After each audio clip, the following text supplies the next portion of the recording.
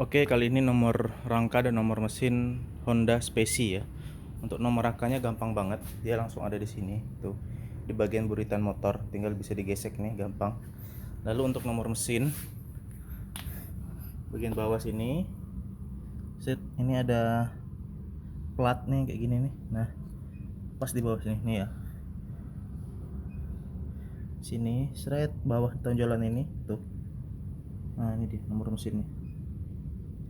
Ini guys. Oke ya, semoga bisa bermanfaat.